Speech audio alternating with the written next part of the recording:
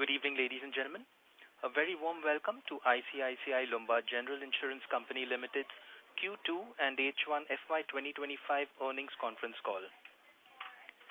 From the senior management team, we have with us today Mr. Sanjeev Mantri, MD and CEO of the company, Mr. Gopal Balachandran, CFO, Mr. Girish Nayak, Chief Technology and Health Underwriting and Claims, Mr. Sandeep Goradia, Chief Corporate Solutions Group, and Mr. Anand Singhi, Chief Retail and Government Business. Please note that any statements or comments made in today's call that may look like forward-looking statements are based on information presently available to the management and do not constitute an indication of any future performance, as future involves risks and uncertainties which could cause results to differ materially from the current views being expressed. As a reminder, all participant lines will be in the listen-only mode. There will be an opportunity for you to ask questions after the presentation concludes. Should you need assistance during this conference, please signal the operator by pressing star and then 0 on your touchtone phone. I now hand the conference over to Mr. Sanjeev Mantri, MD and CEO, ICICI Lombard General Insurance Limited. Thank you, and over to you, sir. Thank you. Good evening to each one of you. Thank you for joining the earnings conference call of ICICI Lombard General Insurance Company Limited for Q2 and H1 financial year 2025. Let me give you a brief overview of the industry trends and developments that we have witnessed in the ensuing months. Post this, our CFO, Mr. Gopal Balachandran, will share the financial performance of the company for the quarter and a half year ended September 30, 2024. During the Q1 2025, India's real GDP grew by 6.7%, primarily driven by private consumption. Moving into the Q2 of financial year 2025, the government expenditure started witnessing an uptick. GST collections continue to remain steady for Q2, and the direct tax collections are growing at a decent pace. This may provide much-needed support to retail spending in the upcoming festive season. Further, a normal monsoon may help drive rural demand in coming months. Nevertheless, the current situation in West Asia region and a substantial increase in crude prices remains a major risk for the overall economic growth. Speaking of general insurance performance, the industry delivered a GDPI growth of 7% for H1 of financial year 2025 over H1 of financial year 2024, impacted by Q2 financial year 2025 growth of 2%. However, excluding crop and mass health segments, the industry registered growth at 10.9% for H1 of 2025 and 6.9% for Q2 financial year 2025. Now talking about the auto industry, growth for the quarter was muted as reported by CM. Private car with higher base degrew at 1.8%, two-wheelers grew at 12.6%, and CV degrew at 3.2%. This entails approximately 2.1 million private cars, 10.2 million two-wheelers, and 0.8 million CVs being sold in H1 of 2025. Further, the retail numbers, as reported by FADA, has also seen degrowth for private car at 5.1%, two-wheeler growth at 4.7%, and CV growth remained muted at 1.1% for Q2 financial year 2025. The health segment during the quarter continued to deliver double-digit growth, largely driven by retail business, registering growth of 17.7%. The growth in the group business was moderated due to pricing pressure, and the health business was impacted due to relatively muted disbursement by financial institutions. The commercial line segment during the quarter was a mixed bag, with industry growth at 2%, while fire segment degrew at 10.7% on account of pricing pressure. However, government spend on infrastructure development and acceleration in private sector investment has spurred positive growth, especially in segments such as engineering, liability, and marine. The regulatory environment continues to focus on policyholders' interest while fostering innovation, competition, and sustainable growth for the industry, thereby reinforcing the authority's vision of insurance for all by 2047. Overall, for the medium to long term, we remain positive that the general insurance industry will continue to grow given the favorable regulatory changes, low penetration, and rising disposable income. Now, speaking of the underwriting performance of the industry, the combined ratio for the industry remained at 113.9% for Q1 financial year 2025 as against 113.5% for Q1 financial year 2024.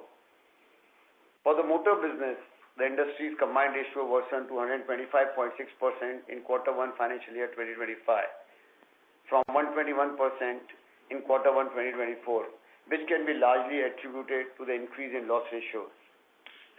Now let me update you on performance of key business segments for us. The company's GDPI for Q2 financial year 2025 grew by 10.4% as compared to the industry growth of 2%. Excluding crop and mass health, the company grew by 9.4% as compared to the industry growth of 6.9%.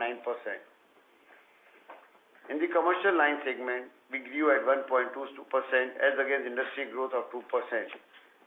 We continue to maintain leadership position in engineering, liability and marine cargo segment. However, in the fire segment, we remain vigilant in terms of risk selection while maintaining a market share.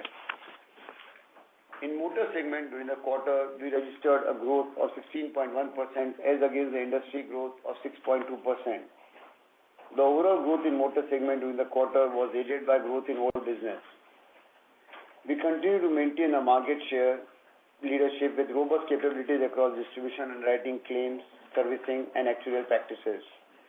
During the quarter, we sustained a balanced portfolio with a mix of private car, two-wheeler and CV at 54.4%, 24.6% and 21% respectively. Our preferred partner network enabled us to service 72.8% of our non-OEM claims in Q2 of 2025, up from 63.4% in Q2 of financial year 2024. The health segment grew at 12.3% in Q2 financial year 2025, led by retail health. We registered a growth of 41.4% in Q2 2025 as against industry growth of 17.7% in the retail health segment. Our growth in Q2 was supported by our recently launched product, Elevate. Our market share for retail health segment has now reached 3.5% in Q2 of financial year 2025. In the group health employer-employee segment, we took a cautious approach due to increased competitive intensity. Consequently, we grew by 1% in Q2 financial year 2025 as compared to growth of 34.6% in Q1 of financial year 2025. During the quarter, our banker business grew by 2.6% due to lower credit disbursement growth in our key relationship partners. Within this, ICICI Group disbursement distribution grew by 19.6% for Q2 of financial year 2025 due to a continued strategic focus on branch banking business. We continue to strengthen our digital business. During the quarter, our customer-facing digital business grew by 14.7%, constituting 6.3% of our overall GDPI. Our investments in new customer acquisition strategy through website led to a growth in fresh business of motor and health segment by 45.9% in Q2 financial year 2025. Our one-stop solution for all insurance and wellness needs, the IL Take Care app, has surpassed 11.6 million user downloads till date, registering a premium of 556.8 million for the quarter. As discussed in our previous call, we continue to harness synergies through One IL, One Team. Under this, one of our initiatives, One IL, One Call Center, we have consolidated multiple call centers into 3 specialized teams, fresh acquisition, renewals, and servicing to drive improvement in operational efficiencies and the overall customer experience. Additionally, our investment in CRM, technology, and AI tools has further increased productivity by high teens and improved customer service, particularly in retail health and motor segments. In conclusion, we continue to strengthen our multi-product, multi-distribution strategy led by our focus on product innovation, data analytics, and digital enhancements. These initiatives, coupled with the spirit of One IL, One Team, position us well to capitalize on future opportunities and drive profitable growth. I will now request Gopal to take you through the financial numbers for the recently concluded quarter and half year. Thanks, Sajeev, and good evening to each one of you. I will now give you a brief overview of the financial performance of the recently concluded quarter and half year. We have uploaded the results presentation on our website. You can access it as we walk you through the performance numbers.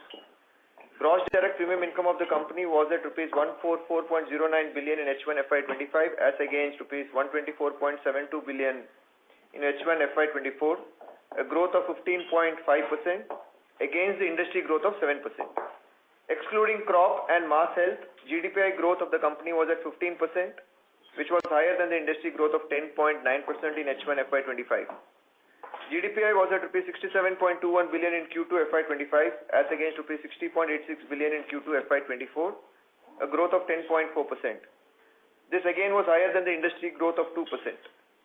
Excluding crop and mass health, GDPI growth of the company was at 9.4%, which was higher than the industry growth of 6.9% in Q2 FY25. Our GDPI growth during the quarter was mainly driven by preferred lines of businesses. On the retail side of the business, GDPI of the motor segment was at rupees 24.82 billion in Q2 FY25 as against rupees 21.38 billion in Q2 FY24, registering a growth of 16.1%. The advance premium number was rupees 35.13 billion as at September 30, 2024, as against rupees 34.56 billion as at June 30, 2024. GDPI of the health segment was at rupees 15.29 billion in Q2 FY25, as against rupees 13.62 billion in Q2 FY24, again registering a growth of 12.3%. Our agents, which includes the point of sale distribution, count was 1,33,683 as on September 30, 2024, up from 1,31,021 as at June 30, 2024.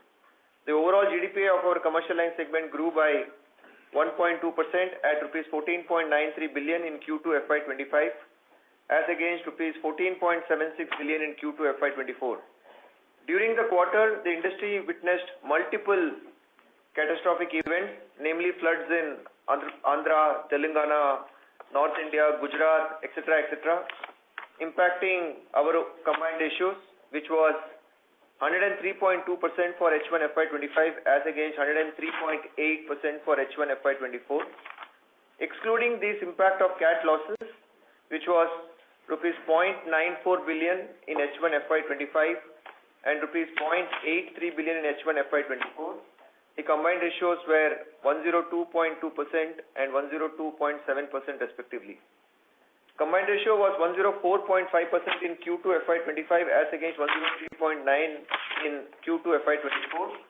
Again, excluding the impact of cat losses, primarily we had the cat losses in Q2 this year, which was again rupees 0.94 billion and rupees 0.48 billion in Q2 FY24. The combined ratio was 102.6% and 102.8% respectively.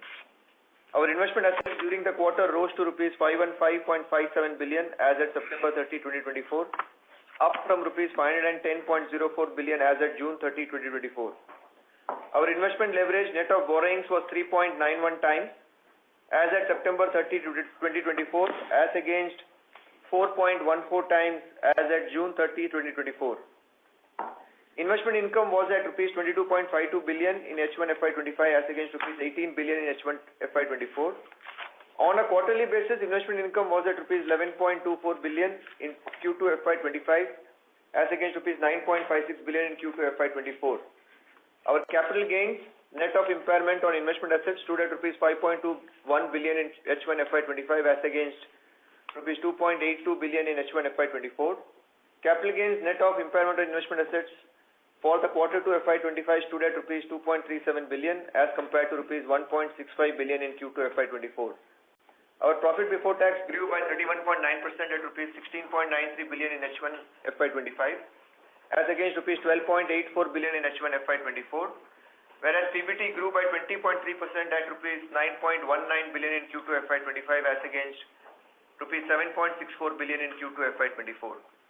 Consequently, profit after tax grew by 31.7% at rupees 12.74 billion in H1 FY25 as against rupees 9.68 billion in H1 FY24.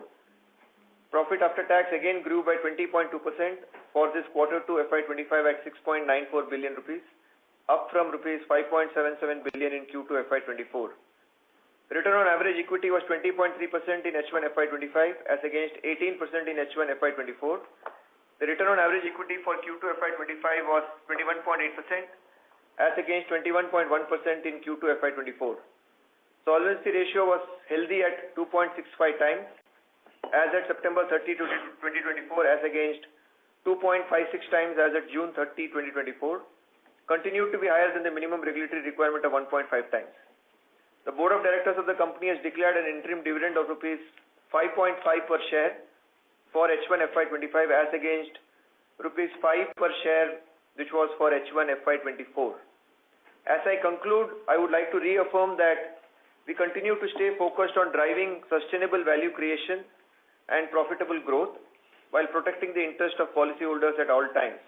I would like to thank you all for attending this earnings call, and we will now be happy to take any questions that you may have. Thank you. Thank you very much.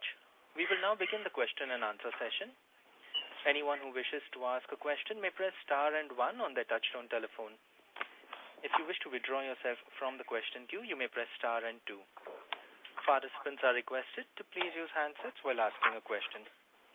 Ladies and gentlemen, we will wait for a moment while the question queue assembles.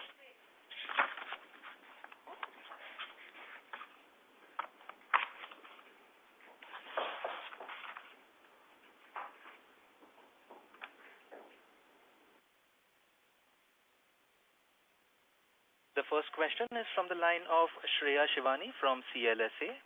Please go ahead. Thank you for the opportunity. I have two questions. First is on the net commission rate for the quarter. It seems like it's slightly elevated when I compare it to the second quarter of last year. Could it be because of higher sales in the retail health segment? Have we changed our commission structure in that product, or is it just because the product mix has shifted more towards that segment? That's the first question. And second, sir, majority of the rise in the combined ratio in this quarter has been because of the catastrophic losses. So will we still hold on to our guidance of being able to touch 101.5 as a closing combined ratio in 4Q25? Given that majority is from catastrophe and in case we don't see any more surge in cycling, so just the guidance around that. Thank you. Yeah, I think Gopal will answer the first one and then I'll talk about the guidance part. Yeah, so Shreya, I think you're absolutely right. I think so far as the net commission ratio numbers are concerned, it's obviously a function of the mix of business that you underwrite. And as you would have seen, I think our approach to writing risk as what we put out also as a part of the opening transcript was to drive profitable growth. And therefore, in that context, when you look at the mix of business, largely what we have been able to drive is profitable businesses in motor and the retail health segment in specific. And relative to that, I think our growth in, let's say, the group health / commercial lines have been relatively muted. And that's clearly a factor that has contributed to, let's say, the change in the net commission ratio. And given the fact that we have also been a bit cautious on the commercial line, there is also some bit of impact insofar as reinsurance commissions are concerned. So because the ratio is on a net commission basis, so therefore it is a factor of both change in business mix as well as, let's say, our approach to being a bit cautious on the commercial line side, which is what has contributed to the net commission numbers. To your point on have we changed anything insofar as commission structures are concerned, I think the short answer is I think we keep looking for market opportunities in terms of how we want to write businesses. But at an aggregate level, I think what we stand committed is to kind of make sure that from an expense of management standpoint, which includes both commission plus operating expenses, both of that put together, as a company, we stand committed to make sure that we are well within the limit of 30% at an aggregate level. Sanjeev? Yeah. So overall, you're right. The CAT event in the quarter 2 has impacted the loss ratio by 1.9% and thereabouts. Otherwise, overall, the combined ratio of the company, if net of CAT event is looked at, that's shown an improvement. In terms of the guidance, as things stand, we have no reason to change the guidance at this point of time. We very keenly will look at the industry numbers also as they come out on the quarter 2 and the H1 P&L. I spoke about in my own script, which I said that the quarter 1 number for the industry has come out relatively status quo, while we used to have a YOY improvement last year, and that also has come on account of elevated loss ratio and little bit of impact on account of expenses. We stay committed. We have no reason to, at this point of time, deviate from it. We do look at the intensity and the landscape that you see in the commentary overall as to what's happening on the commercial line of business. We grew GHR business at almost 31% and thereabouts. And the quarter two, again, you look at the numbers, we have gone down, and we clearly do understand that these are all changes. The fire business had gone through a bit of a concern in terms of where the discounting has increased again. We've abstained from any wild participation, and still we've been able to maintain a market share on each of these business lines. So yes, we stay committed to that, but we continue to watch the market scenario. I think just to only add to that, Shreya, I think what we would say is, in fact, we will start seeing this impact felt from an overall market as well. And if you would have seen, in general, given our ability to risk select portfolios, our exposure from some of these cat events have been relatively lower compared to the natural market share that we have had as a company. And hence, a large part of this change consequent to the cat losses will also be reflected from a market perspective at the time of the reinsurance renewals that will start happening from the next year. So in fact, the real impact is something that you will start seeing from an industry standpoint at the time of the reinsurance renewals, which will kick in for next year.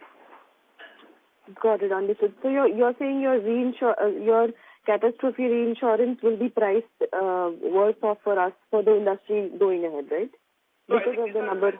These are events that are playing out, right? So honestly, if you ask us, could we have anticipated, let's say, about 4 events coming and hitting us at an industry level in one quarter? The short answer is no. And therefore, and with, let's say, wavering weather patterns that you're seeing across periods, honestly, I think one will have to kind of wait and see how this develops. And then maybe as things move forward, we will be able to start giving you better insights. Yeah. Got it. Very useful. Thank you so much and all the best. Thank you. Thank you. Ladies and gentlemen, we request you to please restrict your questions to 2 questions per participant. You may rejoin the queue for follow-up questions. We have the next question from the line of Prayesh Jain from Motilal Oswal. Please go ahead. Yeah, hi. Good evening, everyone. This question on the motor segment. So in our last quarter, you had mentioned about the growth in new versus old. So it would be great if you could share a similar trajectory for H1, and just an extension to that, whether if the growth in the renewal or the older business, not the new vehicle, has been stronger. What are the drivers for the same that you have been kind of been able to get more growth there? And second question would be on the motor outlook again. You mentioned in the opening remarks that the growth has been slowing down in terms of number of vehicles. So do you see, and whatever the outlook that we are hearing, is that its outlook is also going to be muted in the second half? Even for festive season, the demand outlook is not expected to be great. So what kind of growth trajectory should we anticipate for the motor segment, especially in the H2? Yeah, those would be my questions. So Prayesh, on the first one, I think if you recollect what we had said in quarter one, when the aggregate growth in motor for us was about 26%, at that point of time we had said the growth in new was about 16% and the growth in renewal was roughly about 33%. And given what we had talked about as a part of this opening transcript in terms of, as you rightly indicated, new being relatively muted, pretty much on similar lines. I think if you ask us for quarter two, the growth in new has been flattish. And a large part of the growth of that 16% that we spoke about has been significantly aided by growth in the renewal book, or let's say the old book, which has grown at almost about 26%. So that's a split. This is specifically in the context of quarter two, vis-a-vis what we had seen in Q1. To your point on what's driving, let's say, some of this growth, I think as a company, I think we have always been kind of looking at, which we have spoken about even on earlier calls. I think while we stay invested in obviously leveraging our relative strength on OEM/dealership partnerships, but at the same time, we have also been significantly investing on our agencies/other distributions as well. And in that context, our strength on distribution, service, use of technology, all of that is what is kind of significantly aiding the growth in the renewal book. Plus, equally, if you recollect, what we also talked about was also to kind of significantly move into, let's say, a one IL, one call center initiative, under which we had wanted to kind of, which is also what we put out as a part of the opening transcript, to kind of also have a significant focus as one of the streams insofar as retentions are concerned, and that is also in a big way is aiding the growth in the old book. So on the second point on the motor outlook, you're right. The overall numbers that have come out for the industry has been muted, and there's nothing new that we are talking about it. It's all over every possible, channel as to where the industry is. But I must also highlight one fact that on private car in particular, which contributes more than 50% of our practice as far as motor is concerned, it's on a very high base. We've had a very secular run on private car as an industry, almost, when the COVID was still there, and then it kind of continued for a while. So on a very high base, if it is flattish also, it does not overtly concerns us. Yes, and two-wheeler has shown better numbers, but two-wheeler also had recovered only 80-85% of pre-COVID levels, while private car has moved in the zone of 130 to 140% of what it was pre-COVID peak. Commercial vehicle, mixed bag, but which can be a proxy in many ways to the industrial activity which takes place. We do believe it can pick up in end of quarter 3 or maybe by quarter 4.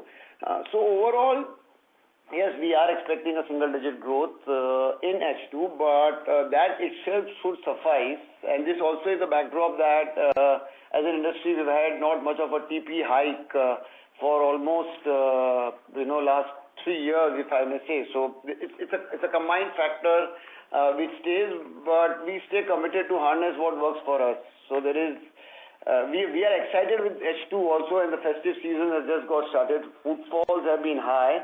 The sales numbers are still building up. Probably we'll have a much better sense how the festive season goes by November mid and thereabout, once the Diwali part is over.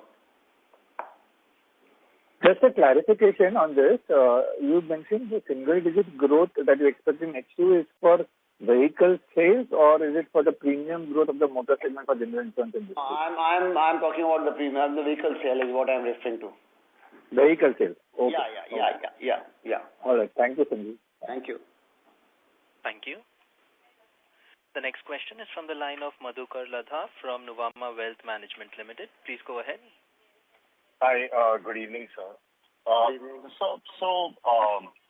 First, I think in your opening remarks you mentioned that on the motor segment, industry combined ratios have worsened. Now, in this backdrop, I think H1 your performance has been very good, and do you think that this will be sustainable?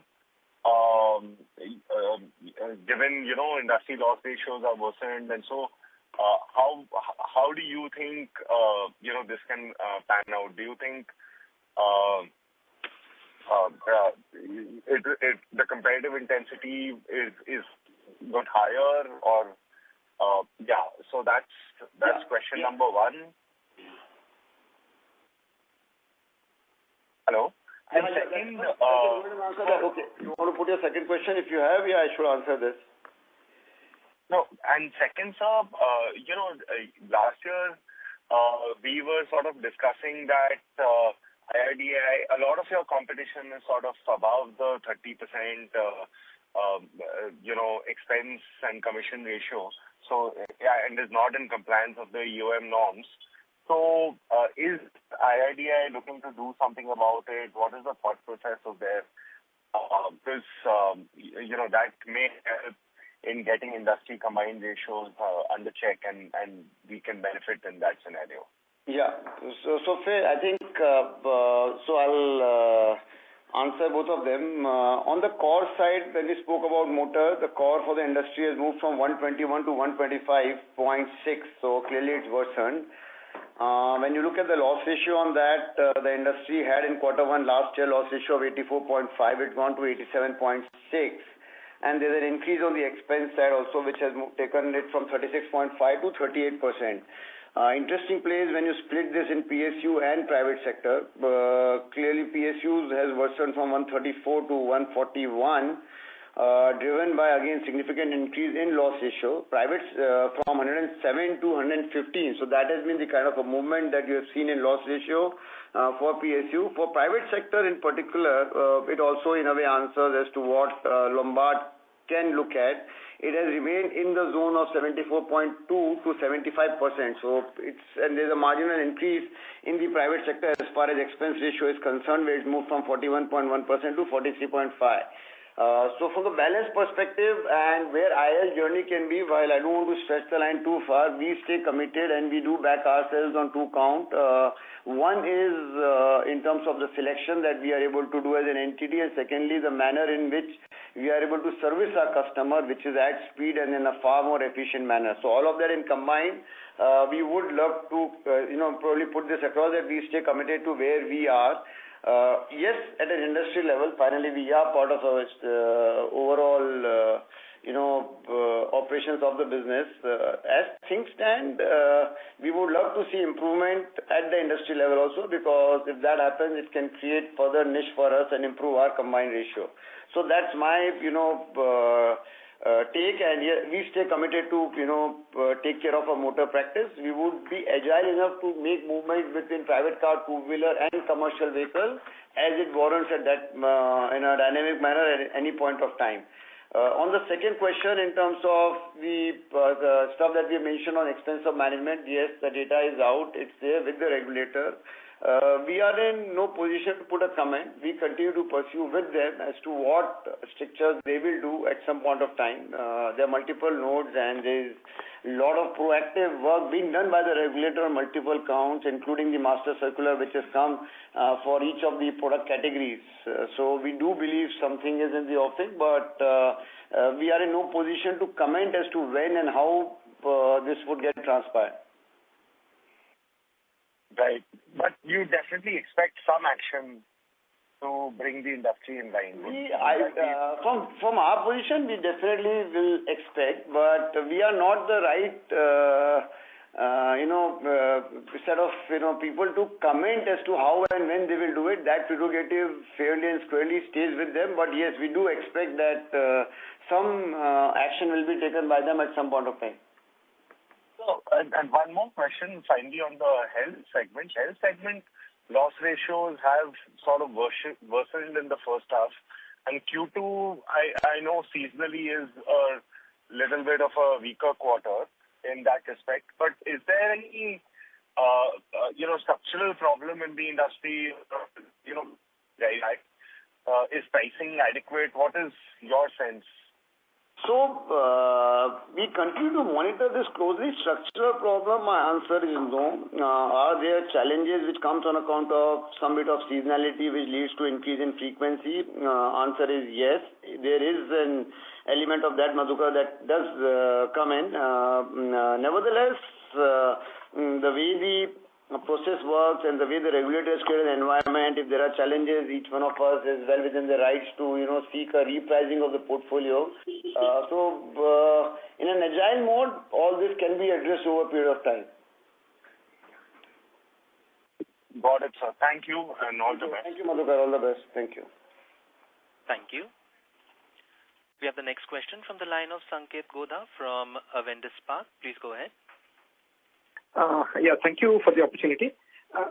Gopal, can you split the motor growth for the quarter and for the half into new and old? And in this old, can you give a bit of color that this old is driven by the existing customers, that is, they are renewing what they bought last year with you, or is it the business which is coming from other companies? Because compared to the industry, we seems to be gaining significant share of market in this business. So if you can give a color bit there and how sustainable it is, it will be useful to understand the future outlook too. And the second question related to that is that if you are doing more old in OD, then ideally the loss ratio should deteriorate in OD, but we are seeing an improvement in 1H or one quarter compared to the last year. So just wanted to understand what is playing in our favor to see that better loss ratio in motor OD. And lastly, on TP, I believe you guided last time that loss ratio of 65 to 70 is the number what you need to watch out for. That's the guidance you have given, and that was last year. And now it is that below 65 for first half. Just wondering, given there is no TP price hike, whether you believe this number is still sustainable, because I'm asking this question from the perspective that in last 3 years loss triangles, that is 23, 22, 21, you did not choose to take any reserve release from motor TP. So just wondering whether this number is sustainable or not. And lastly, if you can give a data point, health loss ratio broken down into retail and group. That's it. All right, perfect, super. Thanks, Ankit.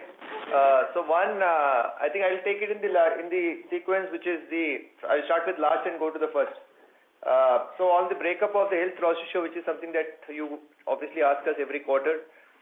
So hence, to that extent, quarter 2 of last year, on the employer-employee side, that number was 102%.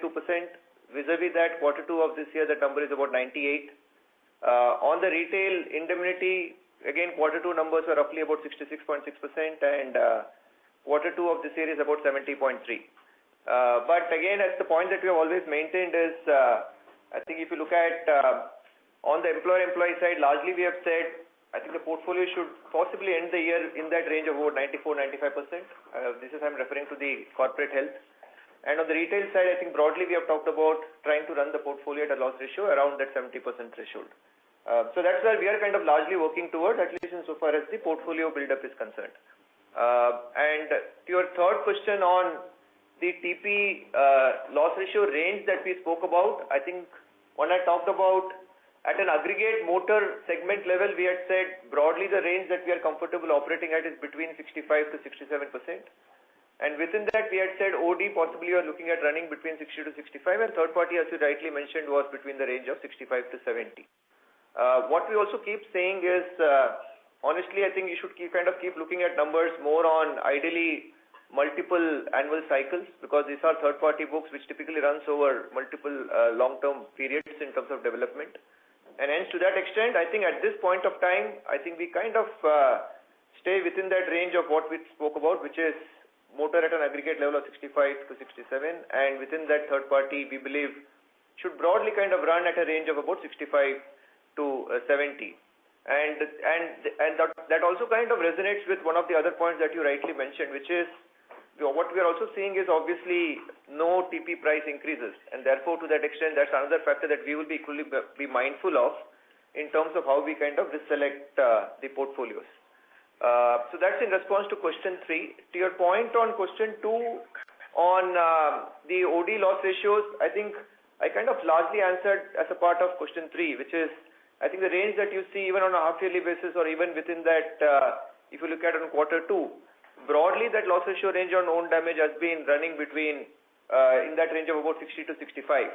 But having said that, I think one of the things that we have been speaking about even in our earlier earnings call is I think there is a lot of thrust and focus on us to make sure that we are able to significantly leverage on the service parameters, particularly on trying to see how we can manage the overall cost of claims in the context of motor specifically. And if you remember, one of the initiatives that we spoke about driving in that front was to leverage on our PPN network. And there again, if you would have seen, what we have tried to do is to the proportion of claims that has got settled through the PPN network, the numbers have kind of clearly seen an increase.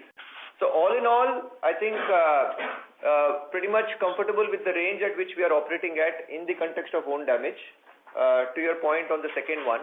And to your first point, I did kind of give out the numbers of the growth between new and old. Just to reiterate, quarter 1, new grew at about 16%, old book had grown at about 33%. Quarter 2, as I said, the growth in new has been largely flattish, and the growth in the renewal book has been about 26%. On a half-yearly basis, the growth in new has roughly been about 7 to 8%, and the growth in the renewal book has been close to about 30%. 29-30%. So that's been the breakup. Now, in terms of where is that growth largely coming in on the old side, I think, as I said, there is a significant thrust on us in terms of making sure that we are able to retain as many customers of ours. Insofar as the initiative that I kind of also spoke about. But equally, what we have also been able to see is to also get some expanded market as well, which is why if you see, for example, on motor as a category where we used to kind of possibly actually kind of see us running at a market share of slightly less than, in fact, 10%. Right now we are at a market share of close to about 11%. So hence, in that sense, that's also kind of aiding. So obviously we have also been accreting some of the businesses from market as well. So it's been a combination of both. But as I said, the endeavor is to try and see how we can maximize retention. Particularly at times when you see possibly some kind of a slowdown from a market perspective, then we will obviously, as I said, leverage our strengths on distribution, service and technology to increase customer retention. Got it. Go just a follow-up. Can you give a trend last year? One is how was our retentions and what is today in motor? Just to give a color whether it is driven by our own book. So on an average, I think what I would kind of say, Sanket, is I think if you look at it from a motor standpoint in general, and I'm largely just kind of confining to private car and two-wheeler as categories. On an average, I would say we would have seen an increase in retentions ranging between 2 to 4%. That's the kind of increase in retentions that one has seen. And the same trend line, while you're talking in the context of motor, just to kind of possibly expect a follow-on on the health side as well. I think even there, I think what we have seen is obviously a slight uptick insofar as our retention numbers are concerned, pretty much around the similar ranges. So I think as a company, we believe there is a lot that we can do insofar as retaining the customers are concerned, and to that extent is where we are driving a lot of our initiatives and all. Got it. Thanks for the answer. Thanks, Ankit.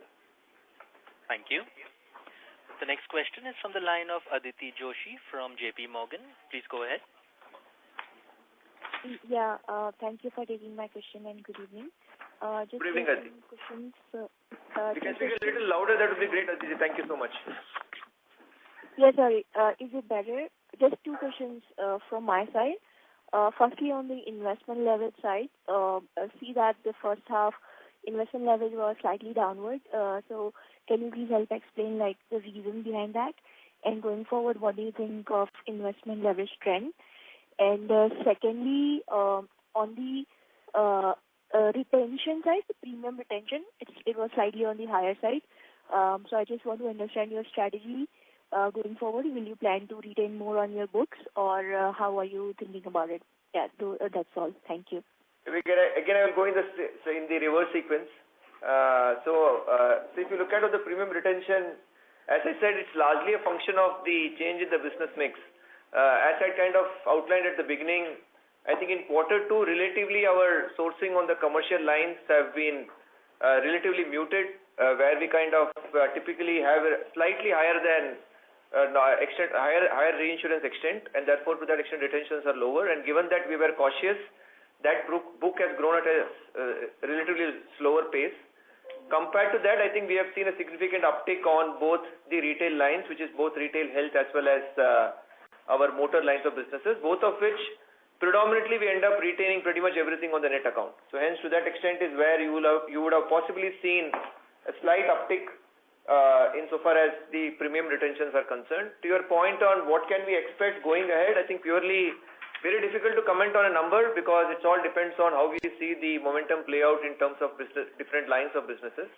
But if you ask us, is there any change in the thought process in terms of retention versus reinsurance? At this point of time, obviously there is no change in stance, but obviously we will take it as we play through once the discussions for the reinsurance programs happen at the beginning of quarter 4 of maybe the next calendar year beginning. So that is where we are on premium retention. To your point on investment leverage, I think, which is again something that we put out as a part of the opening transcript in the context of the market being a little slow, particularly in quarter 2. If you would have seen, as I said, industry grew at about 13%, we grew at 20% in Q1. Vis-a-vis that, market grew at about 2% at thereabout in quarter 2, we grew at roughly at about 10%. So to that extent, the fact that there has been a relative slowdown in growth, that obviously kind of acts as a factor insofar as, let's say, the investment leverage is concerned. And secondly, in general, if you would have seen the trend line, Q2 over Q1, generally the investment leverage seems to show a declining trend. And this trend starts to reverse as we kind of head into the festive season or maybe quarter 3, where you will start seeing a lot more collections kind of play through. And hence, I think to that extent is where we are. I would say on a normal trajectory, I think broadly what we should say is, I think we have talked about trying to maintain a investment leverage of around 4 times. I think that's broadly the trend line that one should expect. But in a particular quarter, you can always see some of these aberrations play out. And overall, also one more thing just to add is, mathematically speaking, if your growth of profit is higher than the growth of investment, there can be a bit of a denominator that will come out. It should get moderated with cash flows over time. Sure, got it. Thank you so much. Thank you, Aditi. Thank you. The next question comes from the line of Nidhesh from Investec. Please go ahead. Thanks for the opportunity. So my question is on motor TP. In motor TP, last 3 years there is no price hike, and because of which the loss ratio in the segment should ideally be going up, and some of the companies I think also are going slow in the motor TP. So what is giving us confidence that the business that we are underwriting is of appropriate quality in terms of profitability? So, Nidesh, yes, there's been no hike, and I spoke about that just some time back. The configuration in terms of how our book is placed, the contribution of commercial vehicle is around 21, and we always said will remain in the range of 18, 19 to 23, 24% is what we expect the commercial vehicle is, which is the bare minimum. We are more driven by private car and two-wheeler. So there is a mix and selection that comes into play. Clearly, yes, industry would love to see in certain categories increase on the third-party premium, and we continue to be in discussion with the regulator and all the other authorities who are involved in that. But we stay committed to our process of selection and the rigor that which we go through, even in times when industry was doing extremely well in certain categories, we had let go and had shown a declining trend. So we have stuck to our course, and we have every reason to believe that we should be able to play it out the way we have been giving our numbers. So that's all I can say at this point of time. The 60% combined loss ratio that we are showing on motor TP, is it a function of decline in accident incidents, or so this number looks pretty good. So why that is, how we are able to deliver this number? Is it our underwriting, or it is a structural decline in incidents of the accidents, or it is the benefit of motor vehicle act that we are getting now? So again, Nidesh, I think we have kind of reiterated this even in our quarter one earnings call, particularly in the last piece in terms of are we factoring in any element of maybe a benefit in the context of the likely implementation of the 6-month rule. The short answer is no.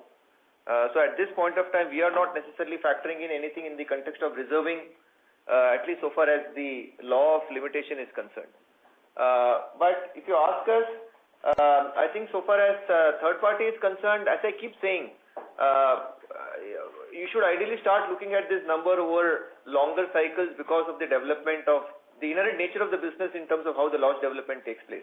And that's the reason why we said generally at an aggregate level, the range that we are comfortable operating at is between that 65 to 70% kind of a threshold. And even the point that Sanjeev made in terms of our mix of business, there if you would have seen, I think a large part of our third party is significantly kind of also contributed by the relatively higher mix that we have on private car and two-wheelers relative to, let's say, the exposures that one has insofar as the commercial vehicle segment is concerned. So hence, that's also a factor that plays out. And in general, I think what we have also been able to do, not just now, over periods, I think we have been able to significantly work on making sure that we are able to identify pockets which we believe are viable from an underwriting standpoint. And to that extent, that aids in risk selection. And if you also remember, even within CV, while I said we have been underweight, I think the call that we took, if you remember almost about 4-5 years back, is to stay invested in the segment where we think there is an opportunity. We would possibly take those calls in possibly earmarking some capital on doing the right risk selection. And in hindsight, I think we have actually seen some of these calls play out to our advantage. So all in all, I think multiple factors that is aiding, but as I keep saying, we just want to reiterate, I think the range that we are comfortable operating is between a 65 to 70%. Sure. And this last question on two-wheeler. In two-wheeler, the sector growth has been reasonably strong, but our share of two-wheeler business on a YY basis in H1 has declined from 28% to 25%. So what is happening there? So that's primarily the mix, Nidesh. I think again, as we keep saying, it's all a function of how you see the market play out, and obviously, I think as let's say for example, Q3 typically the cycle could again undergo a change once you see some of the demands kind of picking up. So automatically you will see the mix of business within motor undergoing a change. So all in all, for us, there is no specific change in thought processes. Unless Sanjeev. No. I'll just add this. So the decline of 20 to 25, which you are referring to, Nidesh, is more the configuration. We haven't lost market share in two-wheeler, but we have gained more in private car at a faster clip. So that changes the percentage distribution of business. Otherwise, motor overall, if you look at it, and which is a bigger number to see, we've moved from a 9.8 kind of a market share to almost 11, which is 10.9%. So there's an overall gain. And in that journey, whichever way the configuration comes out, it's more driven by output of percentages of portfolio distribution, not that we have lost anything in two-wheeler. Sure. Very helpful. Okay. Thank you. Thank you. Thank you. The next question is from the line of Jayant K. from Jefferies. Please go ahead. Thank you for the opportunity. Just a bit on the renewal book. Can you help us understand how the renewal rates across the segments within motor have been trending, and how much has improved over the last, say, 1 or 2 years, and maybe even the last 2 quarters? Is that contributing to the renewal growth? So Jayant, I think I already kind of possibly answered that. I don't think we are talking specifically in the context of specific sub-segments within motor. I think all that we can talk about is to say that at an aggregate level, motor as a category, we have seen an improvement in retention, broadly kind of increasing between 2 to 4%. And that's what I kind of also refer to helping us relatively grow our proportion of the old business, the breakup of which I had given in response to one of the questions. And do you expect this to continue improving from here? I mean, basis the efforts that you guys are taking on improving the renewals? The short answer is yes, Jayant, because I think one of the other points that I spoke about is our increased thrust that we are putting on customer service. And if you see, one of the other things that we keep talking a lot about, which is also there in our annual report and even in multiple of our disclosures that we have made, is clearly, at least insofar as customer satisfaction scores / NPS scores are concerned, it is only seeing an uptick. And that automatically kind of, in some sense, aids customers to kind of stay hooked, at least insofar as retentions are concerned. So hence, to that extent, that's definitely a factor. And the fact that we are also able to divert maybe a lot of our customers insofar as the preferred provider network is concerned, where again, so far as the customer is concerned, they are assured of clearly 2 things. One, obviously, it helps insofar as managing the overall average cost of claims. But 2, and more importantly, what we are able to kind of assure the customer there is the quality of repair and, let's say, the relative turnaround time that we are able to exhibit insofar as servicing those claims are concerned. So that is exactly what a customer looks for when he or she gets a claim. I think the earliest possible time within which a vehicle can be repaired and given back, that possibly kind of results into a delightful experience. And there we have seen a significant uptick on the PPN network, which again is kind of translating into an improved retention for us. Thank you. Just sort of one last follow-up on this. In terms of channels, is some channel sort of helping over others in terms of improving the retention rates over here? Channel-wise, there is, I think, again,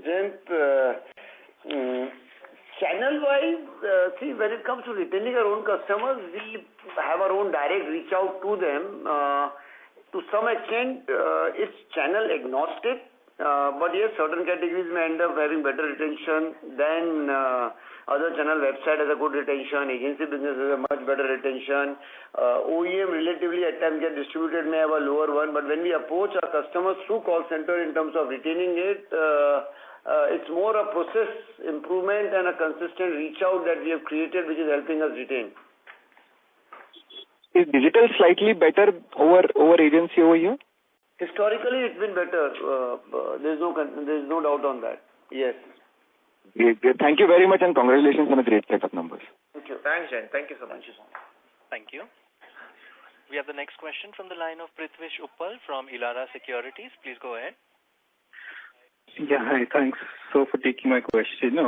Just wanted to understand the context of the rising cat losses. Some color in terms of how the pricing is on the reinsurance side, specifically on the cat events. How do you see that possibly moving the next year or in the medium term? And in case there is some kind of reinsurance price hike, what strategy do you think would be viable in terms of, at an industry level, the passing on of the cost or the absorption? And second, I wanted to understand in the health segment, what is the mix between the old and the new book? And if possibly you could give some color on the loss ratio split between the renewal book and the new book. So I think on the first one, insofar as rising cat losses are concerned, I think your point is absolutely right, and that is exactly what we kind of keep looking for. Now, again, if I were to slightly go back to history, if you remember, almost about 4-5 years back, when the market had seen stress, particularly in fire line of business, at that point of time, clearly reinsurers had stepped in, and they had said, in case if companies wants to avail appropriate reinsurance capacity, the market has to be more disciplined insofar as pricing is concerned. And to that extent is where they had kind of calibrated pricing terms and the extent of possibly reinsurance commissions that they would be kind of ascribing to individual companies. And in that context, if you would have seen from an ICICI Lombard standpoint, given that we were largely exhibiting a profitable book in terms of our ability to reselect better quality book, we were actually able to keep improving our panel of reinsurers, and relatively our terms on reinsurance were also better. And therefore, now when you look at it in that context, if the market further improved pricing, that is very, very positive. Because that in some sense aids market to get far more disciplined, because if reinsurers were to kind of define an increase in price, then there's a call that companies will have to take in terms of their ability to pass on to, let's say, what they're able to do insofar as keeping it on the net. So any increase in pricing, but all this will start getting reflected once we do our reinsurance conversations, which will happen towards Q4 of this year. So we will see how that plays out. To your point on the health side, I think for us the growth I think is aided by both contribution by, as I said, even on the motor where I spoke about on retention, even at that point of time I had said even on health there is a significant focus for us, and therefore to that extent we have also seen an improvement in the retention ratios of customers on health as well.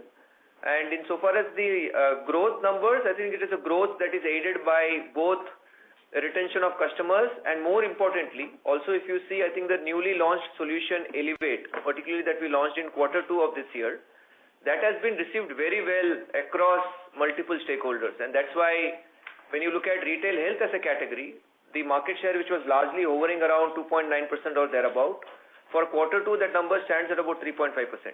While it's an outcome of just one quarter as we launched this solution, but obviously I think we are quite excited and happy with the way how this has played out, and honestly we will have to kind of keep this momentum going as we kind of look forward. To your point on what could be the split in so far as the loss ratio of new and the renewal book is concerned, honestly to my mind I think that's purely a function of what kind of a mix of business that we write, and our objective will be to obviously write a combination of both new and renewal, and that's why I kind of talked about in the context of the overall loss ratio that we are comfortable on the retail health side, which is roughly at around 70%. The mix thereon is the split between new and renewal will be purely a function of what mix of business that we write. Okay. So just one follow-up, in terms of the industry loss ratios that we are seeing across the board have been rising. So is that driven more by frequency of claims, or is it also from, or is it just purely claim size that has been increased? Such frequency numbers at the industry levels are not available, so very difficult to comment. But if the loss ratio is the one which is contributing more, it can be a contribution of nothing but frequency, and the average claim size that comes into play is what our understanding is. Yeah? Okay. Fine. Yeah. Thank you. Okay. Thank you. Thank you. Ladies and gentlemen, we will take that as our last question for today. I would now like to hand the conference over to Mr. Sanjeev Mantri for closing comments. Over to you, sir. Yeah.